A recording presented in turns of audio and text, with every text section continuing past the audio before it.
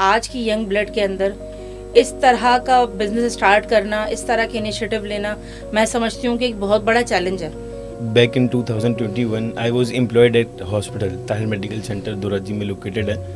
तो उस वक्त मैंने ये देखा कि बहुत सारे ऐसे पेशेंट्स होते थे। Obviously I was associated with the management, so I had the patient interaction and attendant interaction कि उस वक्त बहुत सारे ऐसे पेशेंट्स होते थे जो उनके अटेंडेंट्स होते थे, फैमिली जो होती थी वो अपने प्यारों का इलाज विड्रॉ करवा लेते थे ड्यू टू नॉन अफोर्डेबिलिटी।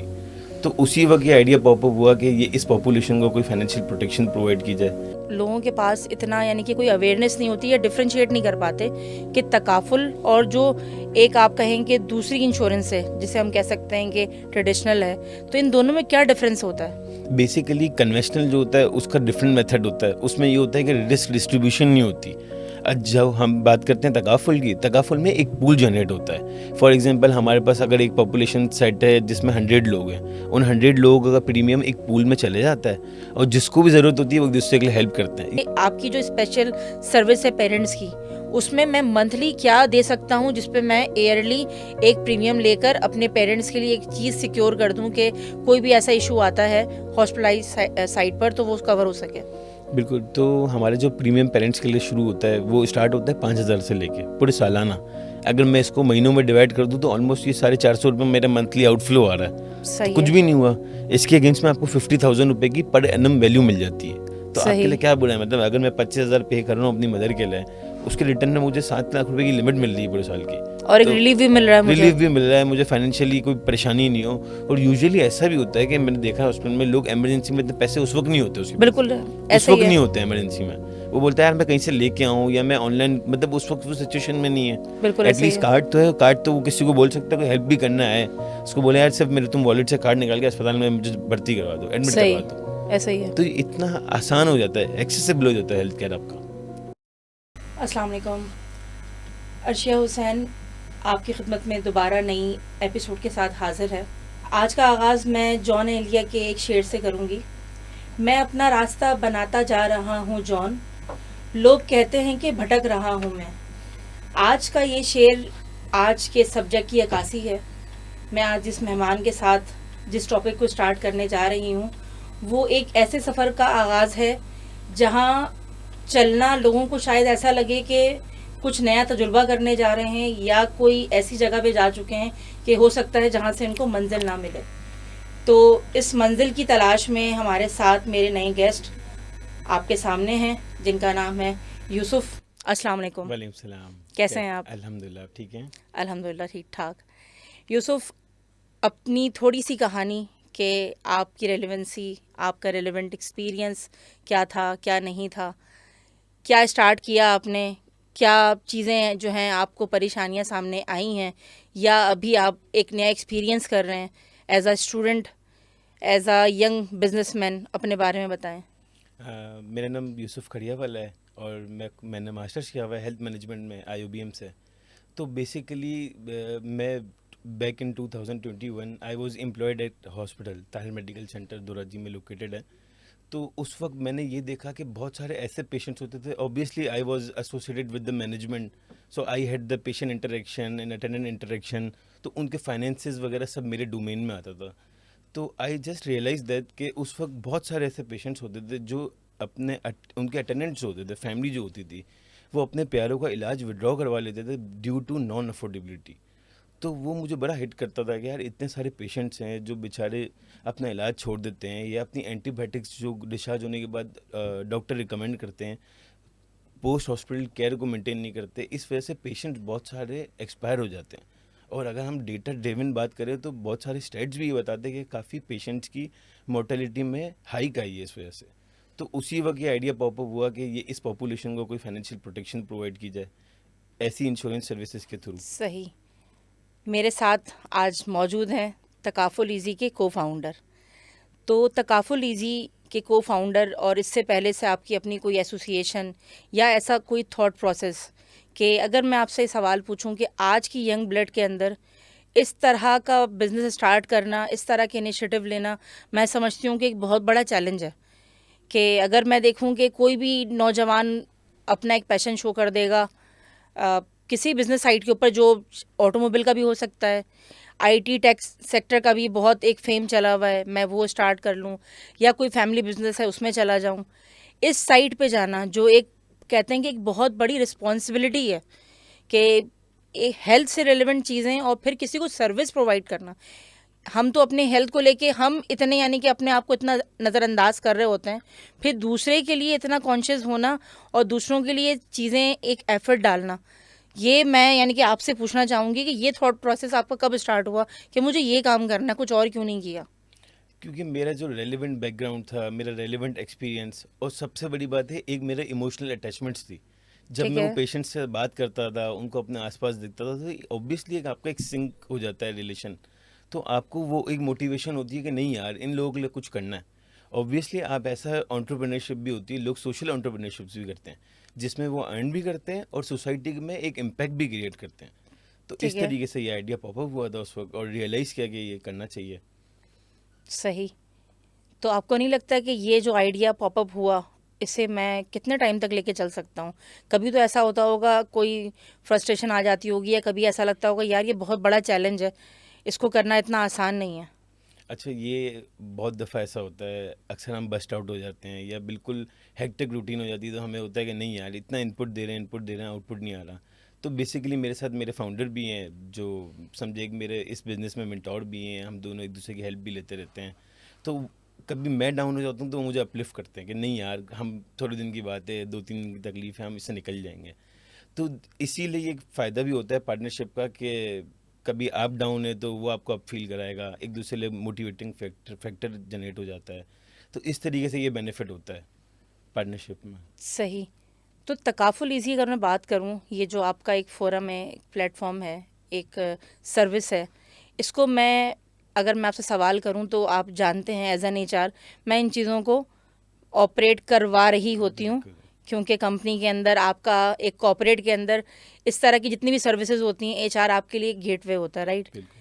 तो इसमें तो इतने चैलेंजेस होते हैं, तो मैं किसी और सर्विस से तकाफुल ईज़ी को कैसे डिफरेंशिएट कर सकती हूँ? देखिए, आपको है ना 3 एम्बिट में बेनिफिट होता है। एक एचआर बीइंग एज एचआर, आपको एक सबसे बड़ा आपका रूटीन प्रैक्टिस क्या होगी, फॉर इंस्टेंस आपको भी इंश्योरेंस करवानी है। आप क्या करेंगी, multiple different different insurance companies पर जाएंगी, उनको डेटा सेट शेयर करेंगी, उनके लोगों से करेस्पॉन्डेंस करेंगी अलग अलग। और बीइंग एज एचआर आपके पास एक काम ये नहीं है, देखा जाए तो इसका वेटेज तो शायद 5% है अगर 100% में से देखें। हम्म। तो आपका मेजर स्टेक होल्ड तो बहुत सारी दूसरी चीज़ें भी हैं, एम्प्लॉय रिटेंशन है, इन चीज़ों पे काम करना होता है आपको। तो आपकी रूटीन प्रैक्टिस क्या थी, आपने सबसे डेटा कलेक्ट किया, उसको एनालाइज किया, सबका डिफरेंट पैटर्न है। तो आपके लिए ये बिल्कुल। हेक्टिक है एज बीइंग एज एचआर और मैनेजमेंट पर्सन। तो हम क्या करते हैं, आपका ये सारा पेन हम ले लेते हैं, और हम लोग को इसके एडिशनल चार्जेस भी नहीं चार्ज करते हैं आपसे। तो आप बस हमारे को सब चीज़ें दे देती हैं, हम आपको कंपेरेटिव कोड बना के देते हैं, और हम अपनी भी एक वर्डिक्ट देते हैं कि आपको किसको ऑप्ट करना चाहिए in term of benefits and in term of finances. तो नंबर 1 बेनिफिट ये होता है। और दूसरा ये कि तकाफुल ईजी प्योरली तकाफुल है, हमारा कोई भी कन्वेंशनल का मिक्सचर या कोई ऐसा ब्लेंड नहीं है, हम सिर्फ प्योरली तकाफुल पे काम करते हैं। अच्छा, लोगों के पास इतना यानी कि कोई अवेयरनेस नहीं होती या डिफरेंशिएट नहीं कर पाते कि तकाफुल और जो एक आप कहेंगे दूसरी इंश्योरेंस है जिसे हम कह सकते हैं कि ट्रेडिशनल है, तो इन दोनों में क्या डिफरेंस होता है? बेसिकली कन्वेंशनल जो होता है उसका डिफरेंट मेथड होता है, उसमें ये होता है कि रिस्क डिस्ट्रीब्यूशन नहीं होती। जब हम बात करते हैं तकाफुल की, तकाफुल में एक पूल जनरेट होता है। फॉर एग्जांपल, हमारे पास अगर एक पॉपुलेशन सेट है जिसमें 100 लोग हैं, उन 100 लोगों का प्रीमियम एक पूल में चले जाता है, और जिसको भी ज़रूरत होती है वो एक दूसरे के लिए हेल्प करते हैं। ये इस तरीके से फ़र्ज़ करें, अपने अपने मोहल्ले में 4 लोगों ने कमेटी डाल दी ठीक कि है। हर महीने हम 1000-1000 रुपये जमा करेंगे, और वो एक अमाउंट का पूल बना लेंगे। हम चारों में से जब भी किसी को ज़रूरत होगी मेडिकल की, तो हम उसमें से यूज़ कर लेंगे। It's like a pool. तो ठीक आप है। भी किसी की हेल्प कर रही हैं, इसमें कोई आपकी ऐसी ट्रांजैक्शन की इंटरवेंशन नहीं है जो अगेंस्ट द इस्लामिक वैल्यूज़ है। सही। तो आपको एज अ बिजनेसमैन आपको लगता है कि लोगों का रुझान इस साइड पर है, कि लोग इसको प्रेफर करते हैं कि हमें इस साइड पे जाना चाहिए? क्योंकि जब हम बात करते हैं ना इंश्योरेंस की, चाहे वो आपकी हेल्थ कवरेज के ऊपर हो, लाइफ के ऊपर हो, या किसी भी आपके अपने एसेट के ऊपर हो, तो इस्लामिक पॉइंट ऑफ व्यू से लोग साइड पर हो जाते हैं। वो कहते हैं कि नहीं, हमें इस चीज़ पे नहीं जाना चाहिए, ये चीज़ सही नहीं है। तो एज अ इस्लामिक कंट्री, तो आपको क्या इस पे रिस्पॉन्स मिलता है? अच्छा, जहाँ तक मैं देखता हूँ, लोग तकाफुल की तरफ ज़्यादा डाइवर्टेड हैं, ज़्यादा इंक्लाइंड हैं कि वो चाहते हैं कि हम तकाफुल इंश्योरेंस ही लें। अगर हम देखा जाए तो मैं अपने घर में भी अगर एक छोटा सा सर्वे करता हूँ, तो शायद मेरे घर वाले भी इंश्योरेंस को सोचती हैं, उनके दिमाग में एक सबसे बड़ा पिन पॉइंट क्या आता है कि ये अनएथिकल है, हम्म। रिलीजियस वैल्यूज़ के अगेंस्ट है। तो तकाफुल का कॉन्सेप्ट ही इस वजह से आया है कि लोग इस चीज़ को ऑप्ट करना शुरू हो गए हैं। और मैं आपको एक छोटी सी इन्फॉर्मेशन भी तो डिक्लेयर करता हूँ कि जो गवर्नमेंट का एक डेडलाइन दी है गवर्नमेंट ने, 2028 तक पूरा ट्रांजिशन होना है कन्वेंशनल से तकाफुल को। चाहे आपका बैंकिंग सिस्टम है, आपका पूरा फाइनेंशियल सेक्टर सारा ट्रांजिशन में आ जाएगा तकाफुल में। सही। तो तकाफुल की इन्फोर्समेंट तो अब इतनी मैंडेटरी हो गई है इस सर तरीके। नाइस। अच्छा चलें, अगर मैं ये पूछती हूँ कि मैं अपने लिए अपनी कंपनी के अंदर मैं तकाफुल ईज़ी लेना चाह रही हूँ, तो मैं तो फिर बहुत सारी चीज़ों पे जाऊँगी, बहुत सारी चीज़ों पे सवाल करूँगी। जब हम बात कर रहे होते हैं क्लेम के ऊपर, और क्लेम जब आपका जा रहा होता है एज एन एचआर साइट्स के ऊपर, तो एचआर को पता है कि चीज़ों को कैसे प्रोसीड करना है, मगर मेरे एम्प्लॉयज़ को नहीं पता। वो बहुत सारी चीज़ों को मिस कर देते हैं, और मिस करने के बाद फिर वो फेस एचआर को करना पड़ता है। कभी क्लेम की रिक्वायरमेंट होती है, कभी ये डॉक्यूमेंट नहीं है, कभी वो डॉक्यूमेंट है, ये हॉस्पिटल में गया हूँ मैं, वहाँ पे मेरा अपना पैनल नहीं चल रहा, यहाँ पे आपकी कार्ड को यानी कि वो चीज़ एक्सेप्टेंस नहीं मिल रही, एक्सेप्ट नहीं किया जा रहा, या बहुत सारे ऐसे होते हैं जो बहुत सारे भी रीजंस और बहुत सारे पॉइंट अभी मेरे सामने भी ज़ुबान पे मेरे आ भी नहीं रहे। तो बहुत सारे मसले होते हैं जिसपे एम्प्लॉय जो है ना बहुत खुद ही कहता है कि भाई नहीं चाहिए ये सर्विस हमें। क्या आप उसको अपने पास रखें, एचआर के पास आके वो अपनी फ्रस्ट्रेशन दिखा रहा होता है। तो अगर मैं आपसे पूछूं कि हाँ मैं इस सर्विस को लेना चाह रही हूँ अपनी कंपनी के अंदर, तकाफुल ईज़ी को ऑनबोर्ड करना चाह रही हूँ, तो इसमें ऑपरेशंस आपके कितने ऐसे स्मूथ हो सकते हैं जो मैं किसी और से उसको डिफरेंस करके मैं फिर कहूँ कि हाँ नहीं मैं इसको रिकमेंड करती हूँ। अच्छा, हमारा ना जब ये स्टार्ट कर रहे थे तो हमारी सोच यही थी कि हमें इंश्योरेंस को ना सिंप्लीफाइड करना है। सही है। बेसिकली आप देखा जाए, एक जो इंश्योरेंस लेते हुए हमें एक डिलेमा क्या होता है। एक तो सबसे पहले होता है कि कन्वेंशनल तो नहीं है, कोई ऐसा तो नहीं है कि मतलब मेरे कोई आखिरत में कोई मेरे साथ मसाइल हो जाएंगे उसके रिलेटेड। और दूसरी चीज़ क्या होती है आपको लेते हुए कि यार इसमें कोई ऐसी प्रोडक्ट मेरे लिए बेनिफिशियल भी है नहीं है वो प्रोडक्ट। तो बेसिकली इसी तरीके से ही हम लोगों को काफ़ी चैलेंजेस आते हैं इसमें। लोग उसको एक्सेप्ट नहीं कर रहे होते कि इसमें किस तरीके से एजुकेशन नहीं होती लोगों को। तो हम इस ऑपरेशंस को स्मूथ इस तरह करते हैं ताकि सिंप्लीफाइड हो जाए। वो इस तरीके से करते हैं कि फॉर एग्जांपल हमने आपकी ऑनबोर्डिंग की एज अ कॉर्पोरेट या ऐसा ऐसी में आपकी हमने की, तो हम आपको आके वहाँ पे एक ट्रेनिंग एंड लर्निंग सेशन करवाते हैं आपके एम्प्लॉयज़ को। अब ये ठीक है। तो हो गया इन पर्सन। अब यूजुअली क्या होता है, फॉर एग्जांपल आपके एम्प्लॉय साइज है 100, 2 शिफ्ट्स हैं, तो बार बार तो सबको एक जगह पे गैदर करना इट्स अ हेक्टिक प्रोसेस ना। तो हम क्या करते हैं, हम टेक को लेवरेज करते हैं इस चीज़ में। हम लोगों ने बहुत ऐसी यूज़र फ्रेंडली और बहुत कन्वीनियंस वाली वीडियोस क्रिएट की हुई है जिस पे बस जाके आपके एम्प्लॉयज़ के पास एक्सेस होता है। They just go to the video और वीडियो स्टार्ट करते हैं। वो वीडियो उनको सेल्फ पेज पे सब बता देता है कि आपकी पॉलिसी में क्या कवर्ड नहीं है क्या नहीं है। और ये पूरी एनिमेटेड वीडियो है ताकि उसको कहीं से भी ये नहीं लगे कि यार बहुत ड्राई है, मुझे देखना पड़ रहा है, कोई यूनिवर्सिटी का असाइनमेंट मिल गया है वो करना पड़ रहा है, ऐसा नहीं है। उसको जब भी ज़रूरत है उसके पास एक्सेसिबल होगा वो लिंक, वो जस्ट लिंक खोले और उसको पूरा ट्रेनिंग लर्निंग का सेशन एनिमेटेड मिल जाता है वहाँ पर। अच्छा, आपको लगता है कि एम्प्लॉय, क्योंकि अभी मैं आपसे जितने भी काउंटर क्वेश्चंस नहीं कर नहीं रही हूँ ना बिल्कुल एज एन बहुत अच्छी एचआर बात कर रही है। हूँ, क्योंकि मैं एम्प्लॉय को तो हम कहते हैं ना कि तावीज़ की तरह घोल के पिला भी देते हैं प्रोसेस सही जब बात है। सामने हम मौजूद होते हैं कि ये कार्ड है, ये इसकी लिमिट है, ये इसका क्राइटेरिया है, ये चीज़ें आपकी पैनल पे हैं, ये चीज़ें आपकी नॉन पैनल पे हैं।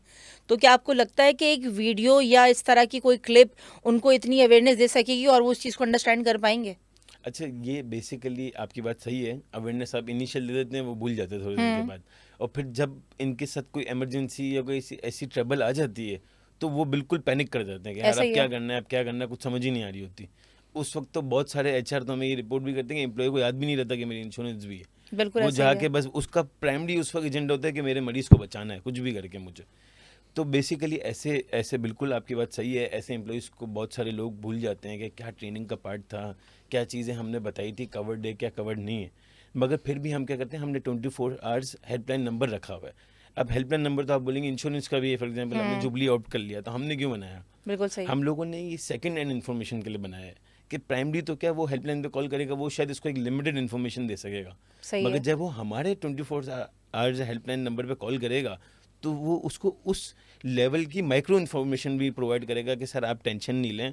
अगर वो फॉर एग्जांपल उसको कॉल करता है कि मैं गुलबर्ग में रहता हूँ, मेरे नियर बाय हॉस्पिटल्स कौन से हैं, वो सही। उस वक्त वो पूरा असिस्ट करेगा बंदा इसको कि सर आप पहुँच जाएँ, मैं वहाँ पे उस बंदे को अलाइन करके रखता हूँ। अगर कार्ड नहीं है तो मैं डिजिटल कार्ड भेज रहा हूँ आपको। तो आपको इस लेवल तक हम सर्व कर रहे हैं कि मतलब एम्प्लॉय को परेशानी नहीं हो कोई सही। इमरजेंसी में। अच्छा, जब हम बात कर रहे होते हैं ना ये वाली सर्विस, चाहे हम इंडिविजुअल की बात करें चाहे हम कॉर्पोरेट में बात करें, तो ये एक इंश्योरेंस, हेल्थ इंश्योरेंस एक एम्प्लॉई के लिए इतना बेनिफिशियल नहीं लग रहा होता जितना उसके पेरेंट्स के लिए होता है, क्योंकि ऑब्वियस सी बात है कि चीज़ें हमारी एज के साथ साथ आपकी जितनी भी डिजीज़ हैं, जितनी भी इश्यूज़ आपकी बॉडी के अंदर हैं, डिफिशेंसीज हैं, वो सारी चीज़ें आपकी उसके अकॉर्डिंग चल रही होती हैं, तो पेरेंट्स को उसका ज़्यादा चैलेंज का सामना रहता है। तो कोई ऐसी चीज़ जो पेरेंट्स के लिए हो कि हाँ किसी और के पास नहीं है, यूसुफ के पास है, कि मैं कहीं और नहीं जाऊंगी, मुझे पता है कि भाई मैं इस चीज़ का इलाज सिर्फ और सिर्फ मेरे इस फोरम पे मुझे यहाँ से मिल सकता है, तो अगर पेरेंट्स के लिए ऐसा कुछ है तो मुझे प्लीज़ बताएं। बिल्कुल, हमारा एक पेरेंट्स इंश्योरेंस का मॉडल है जो सेहत हिफाजत के अम्ब्रेला में ही फॉल करता है। तो वो बेसिकली उसमें हमारे पास 2 से 3 कैटेगरी ऐसी हैं जो सिर्फ पेरेंट्स के लिए इंश्योरेंस के लिए हैं। ठीक और है। अगर आप बात करती हैं कि यार हमारे से ही क्यों लेनी चाहिए उसको पेरेंट्स इंश्योरेंस, दूसरे भी लोग बैठे हुए हैं, तो हमारा, मैं आपको शर्तन बोल सकता हूँ कि हमारे प्रोडक्ट जैसा बेनिफिट उसको कभी भी नहीं मिलेगा। उसमें एक कंडीशन होती है, प्री एग्जिस्टिंग कंडीशन। मैं है। आपके तवज्जुह से ये बात लोगों को बताना भी चाहता हूँ। प्री एग्जिस्टिंग का मतलब होता है कि फॉर इंस्टेंस मैंने अगर इंश्योरेंस लिया आज 20 तारीख को, 20 नवंबर को, तो उससे पहले की जितनी भी डायग्नोज बीमारी है ना, वो उसका एक प्रोपोर्शन बताती है इंश्योरेंस बिल्कुल कि ऐसे ही है। इतना कवर्ड होगा। यूजुअली इंडिविजुअल इंश्योरेंस में पहले साल में कोई कवरेज नहीं होती। अगर आप देखेंगे इंडिविजुअल लेवल पे नहीं होती, कॉर्पोरेट में हो सकती है मगर इंडिविजुअल में नहीं होती। हमारा प्रोडक्ट जो वाहिद ऐसा प्रोडक्ट है जो आपको डे फर्स्ट से ही 25% प्री एग्जिस्टिंग कवर्ड करता है।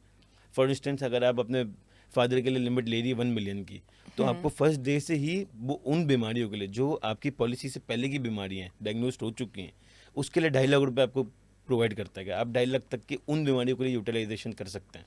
यानी कि ये बेनिफिट उसके लिए भी है, कोई एक सिंगल इंडिविजुअल आपसे ये सर्विस ले रहा है, तो राइट। बिल्कुल, ये प्रोडक्ट ओके। हमारा है ही इंडिविजुअल के लिए। आप बोलती हैं यार मेरी कंपनी है, मेरे एम्प्लॉइज़ को सिर्फ एम्प्लॉइज़ कवर्ड है या डिपेंडेंट्स कवर्ड है उसके, मतलब स्पाउस और बच्चे कवर्ड है। अब उसके लिए आपने जैसे मेंशन किया, हाई रिस्क कौन है? इसके पेरेंट्स हैं। पेरेंट्स एक हाई रिस्क एज में, उनकी ज़्यादा प्रोबेबिलिटी है, कोई कोमोर्बिडिटी भी हो सकती है, बिल्कुल। कोई ऐसे नोन डिजीजेस हो सकते हैं, तो उनके लिए ज़्यादा इंपॉर्टेंस रखता है ये। और उस वक्त एक एम्प्लॉय के लिए सबसे बड़ा बर्डन क्या होता है? जब उसके पेरेंट्स बीमार हो जाते हैं तो उसके लिए एक फाइनेंशियली बर्डन भी आ जाता है ना, कि उसको अच्छे बिल्कुल खासे ऐसे ही है। पैसे स्पेंड करने हैं, फिर घर पे भी टेक केयर करनी है, बूढ़े माँ बाप हैं उनका ख्याल भी रखना है, जॉब भी नहीं छोड़नी। तो उसके लिए तो सबसे ज़्यादा स्मार्टनेस ये है कि वो अपने पेरेंट्स को कवर्ड ही करे। इनफैक्ट मैं आपको एक छोटी सी बात बताऊँ, मैंने पर्सनली अपनी मदर की भी इंश्योरेंस कराई हुई है। तो सबसे नाइस। पहले तो ये प्रोडक्ट के लॉन्च पे मैंने अपनी मदर की इंश्योरेंस करवाई। मुझे पता है कि इसका यूजेज क्या है। अल्लाह ना करे कभी आपके पास ऐसी अनप्रिडिक्टेबल सिचुएशन आ जाती है तो आपको एक क्योस नहीं होता उस वक्त, आपको पता होता है मेरे पास फाइनेंशियल प्रोटेक्शन अवेलेबल है।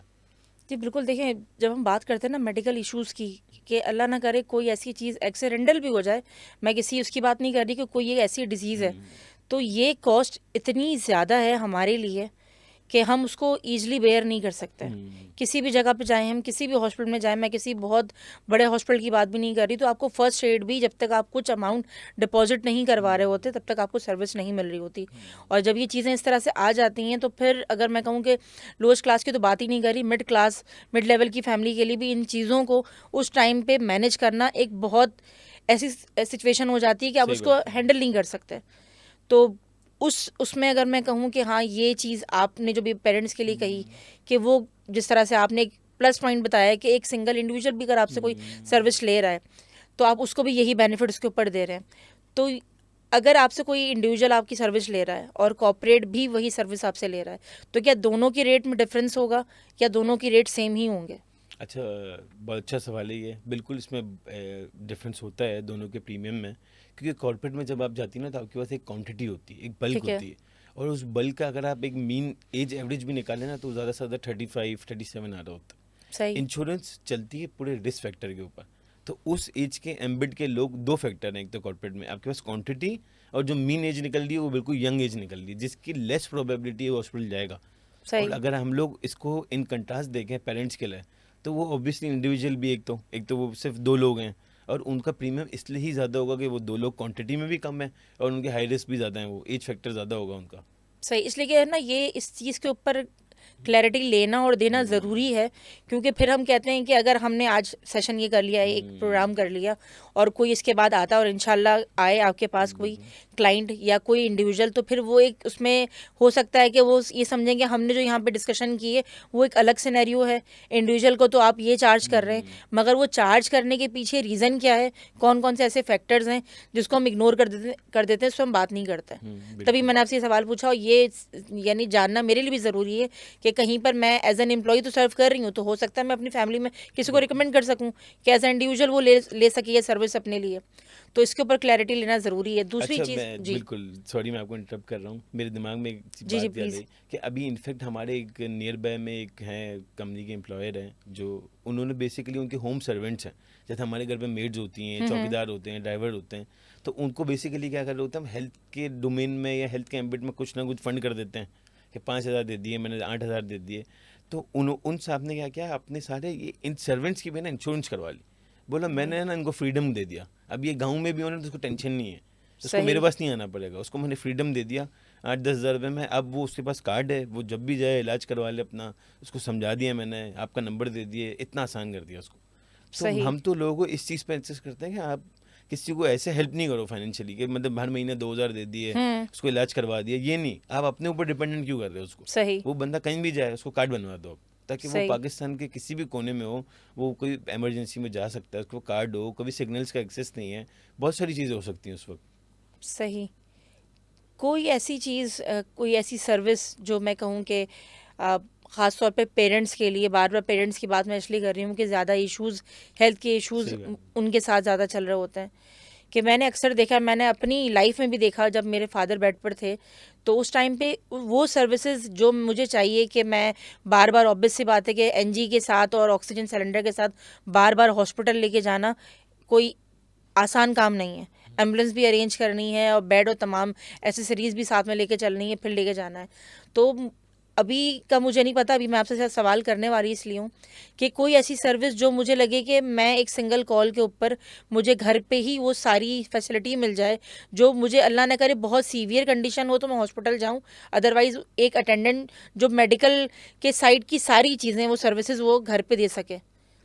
अच्छा, बिल्कुल, हम लोग को आपको एक और बेनिफिट भी मिलता है तकाफुल ईजी से इंश्योरेंस करवाने का, कि हमारे कोलैबोरेटिव पार्टनर हैं, हमारे कोलैबोरेटिव हॉस्पिटल्स भी हैं। इसी तरीके से कंपनी है sehat.pk के नाम से, वो ठीक है। हॉस्पिटल की सर्विसेज घर पे प्रोवाइड करते हैं।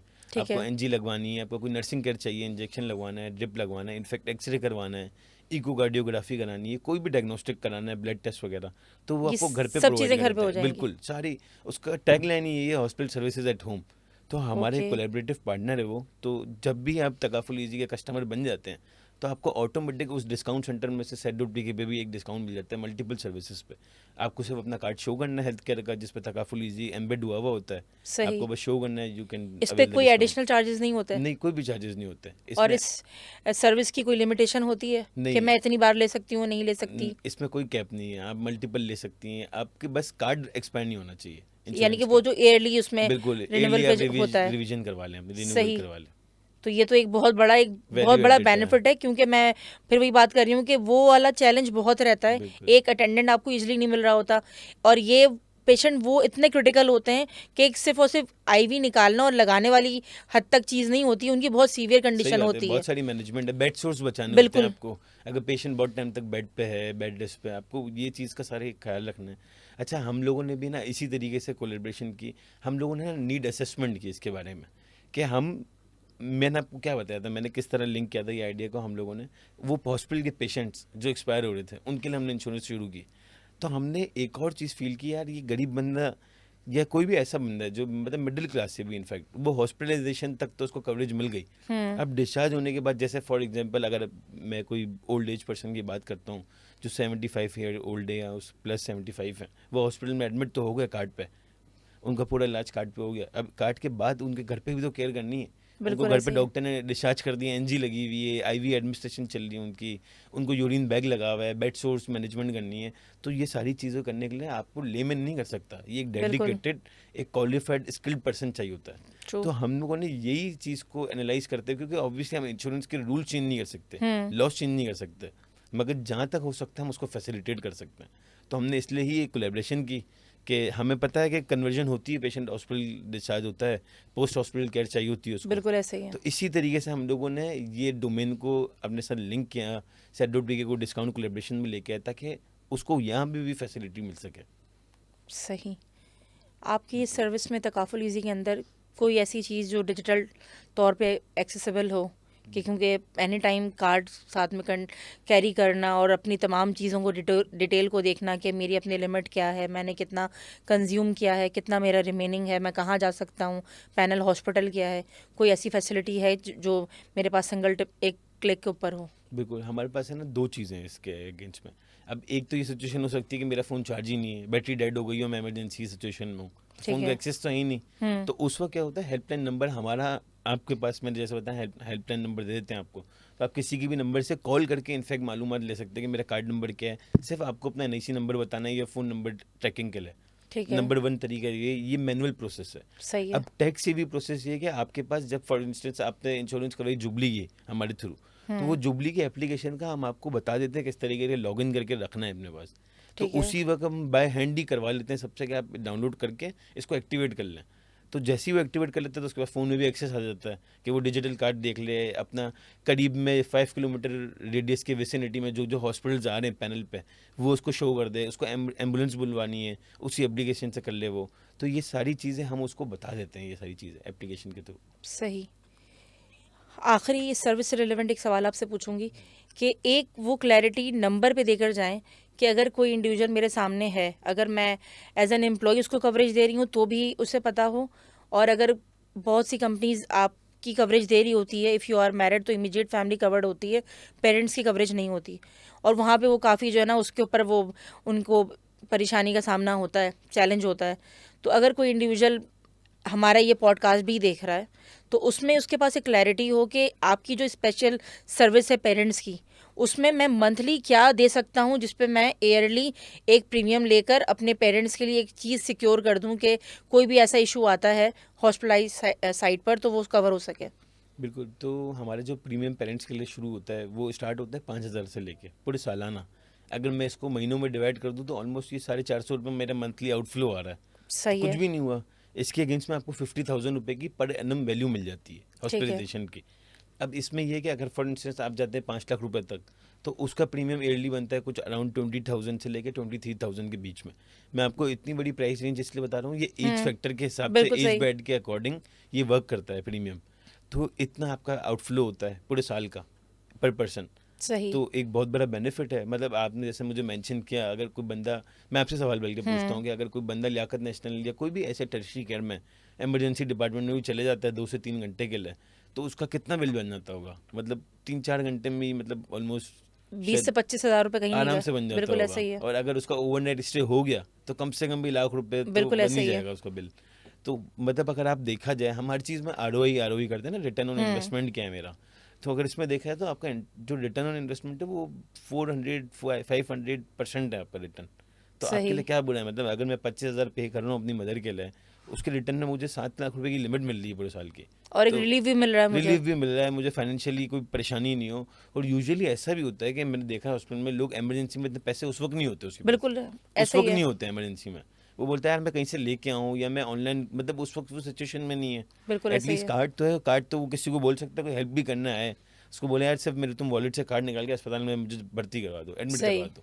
ऐसा ही है। तो इतना आसान हो जाता है, एक्सेसिबल हो जाता है हेल्थ केयर आपका। सही। यूसुफ, एक मैसेज दे क्या देना चाहेंगे अपनी एज के नौजवानों को, क्योंकि जो बिज़नेस जो काम आप कर रहे हैं बहुत चैलेंजिंग है, बहुत रिस्पॉन्सिबल काम है, अपनी केयर के साथ साथ दूसरों की केयर करना, क्योंकि हम अपने लिए तो आसानियां निकाल लेते हैं, दूसरों के लिए ज़रा निकालना बहुत चैलेंजिंग होता है। हम करना तो दूर की बात है, हम सोचते भी बाद में कि मुझे किसी के लिए क्या करना है। तो किसी को मोटिवेट करना, किसी को इस साइड पे लाना या बताना कि ये काम आप समझते हैं कि जो भी हम जिस चीज़ पे गुजर रहे हैं, हमारे पास बहुत सारे ऐसे चैलेंजेस हैं अपने शहर में, अपने मुल्क में रहते हुए, तो आपको लगता नहीं है कि आप जिस तरह आप काम कर रहे हैं, आपके पार्टनर काम कर रहे हैं, कि इस फील्ड में और नौजवानों को आना चाहिए और इस तरह की सर्विसेज प्रोवाइड करनी चाहिए? जो सबसे बेस्ट आपने बताया कि डोर स्टेप के ऊपर आपको सर्विसेज मिल रही हैं, जहां हम बहुत ज़्यादा परेशान हो रहे होते हैं, हम घर से बाहर कैसे निकलें, या हमारे पास इतना ज़्यादा रिस्क फैक्टर है, हर जगह हमारे लिए चैलेंज है, हम किसी अननोन को घर पे नहीं बुला सकते, बुला लें तो किसी पर्पस के लिए बुलाया है, उसका नुकसान कुछ और हो जाए। सही बात अगर घर है। में आपके पास फीमेल है और फीमेल नहीं भी हैं, तो बहुत सारे ऐसे केसेस हो जाते हैं जो आप सोचते भी नहीं हैं। तो जो आप सर्विसेज प्रोवाइड कर रहे हैं, उससे रिलेवेंट नौजवानों को कोई मैसेज देना चाहेंगे कि हाँ, जो आप बिल्कुल मैं देना देना चाहें? चाहूँगा। सिर्फ हेल्थ के लिए शायद मेरे ख्याल से ये इंडस्ट्री नहीं है। अगर मैं यंगस्टर्स को अक्सर ये बात बोलता हूँ, अपने छोटों को भी ये बात बोलता हूँ कि अगर कोई स्टार्टअप कर रहे हो तो उसमें कोई ना कोई ऐसा कॉज ढूंढोगे जिससे पॉपुलेशन को फ़ायदा हो, हमारी आवाम को फ़ायदा हो। सही। छोटा सा छोटा कॉज भी ढूंढ लो। मतलब अगर मैं कोई फूड का बिजनेस भी शुरू कर रहा हूँ तो उसमें मैं कोई फूड एजुकेशन पे एक छोटी सी शायद उसमें गाइड डाल दूँ कि यार आपके लिए ये चीज़ें करनी चाहिए, आपको हेल्दी हैबिट्स हैं। तो कोई ना कहीं तो इम्पैक्ट क्रिएट करें सोसाइटी में। मतलब मेरा मकसद सिर्फ ये नहीं होना चाहिए कि मैं पैसे कमाऊँ इस मुल्क से, सही। इस मुल्क को थोड़ा सर्व भी कर लें ना, इसी स्टार्टअप में कहीं ना कहीं हम इंडल्ज कर लें। और आप यकीन करेंगे उसमें आपको बहुत सारी ग्रोथ भी मिलती है फिर इस तरीके से, जब आप पॉपुलेशन का सोचते हैं, अपने लोगों का सोचते हैं। सही। तो बस मेरा यही मैसेज होगा कि जब भी कोई काम करें उसमें एम्पैथी रखें, अपने आप को प्लेस करके सोचें कि यार अगर इस कस्टमर की जगह मैं होता तो मेरे को कैसा फील होता, मुझे क्या सही। वैल्यू मिलती उससे। तो ये basically. Thank you so much thank you so Yusuf. Much. इंशाल्लाह फिर आपसे दोबारा मुलाकात इंशाल्लाह। होगी। आपकी सर्विसेज भी हम इंशाल्लाह अवेल करने की पूरी पूरी कोशिश करेंगे। बिल्कुल। बहुत अच्छी डिस्कशन आपसे रही। होपफुली कि एक जो पर्पस था, दो पर्पस थे इस सेशन के। एक तो अवेयरनेस हो, क्योंकि हम हेल्थ साइड के ऊपर हम किसी तरह के कोई सेशन नहीं कर रहे होते, हम अवेयरनेस नहीं दे रहे होते, हम इस एरिया को बहुत इग्नोर कर रहे होते। हम समझते हैं कि ये एक सेकेंडरी चीज़ है, मगर सेकेंडरी नहीं है। सेहत सबसे पहले है। सेहत है तो आप हैं, और आप हैं तो आपकी सारी एफर्ट, आपका सारा करियर और बाकी सारी चीज़ें। बिल्कुल। एक वो था। दूसरी चीज़ ये कि बिजनेस सिर्फ मार्केट के अंदर वो जो आपको एडमायर करे, अट्रैक्ट करे, सिर्फ वो बिजनेस नहीं है, वो स्टार्टअप्स नहीं है। इस तरह के काम भी हैं जो आपने किए और बहुत सारे लोग कर रहे हैं। तो ये एक पर्पज़ था। इंशाल्लाह दोबारा फिर आपसे मुलाकात होगी। आज आपके सामने हमने जो डिस्कशन कही, जो मैं समझती हूँ कि एक बहुत ज़रूरी डिस्कशन थी, जिसे हम अपनी ज़िंदगी में अपनी सुबह से शाम तक की भाग दौड़ में इग्नोर कर देते हैं। हमारे लिए, मेरे लिए, हम सब के लिए, आप सब के लिए फ्यूचर लीडर्स एक्चुअल में वो हैं कि आपने जो चीज़ इनिशिएट की है, उस इनिशिएटिव के साथ अपना फ़ायदा तो आप देखें, दूसरों को भी इसका फ़ायदा पहुंचाएं। इस लगन के साथ, इस जस्तजू के साथ अपने स्टार्टअप को स्टार्ट करें, कोई इनिशिएटिव लें और इस तरह के काम करें जिससे दूसरों के लिए आसानियाँ पैदा हों। इस चीज़ के साथ, इस नीयत के साथ कि जिस तरह हम अपने लिए आसानी का एक रास्ता बनाते हैं, तो इसी तरह दूसरों के लिए हम रास्ते बनाएंगे। मुस्तकबिल ब्रिज और ये फोरम इसी पे काम कर रहा है और इंशाल्लाह इस पे आगे काम करता रहेगा। आपसे इजाज़त चाहूँगी नेक्स्ट एपिसोड तक। अल्लाह हाफ़िज़।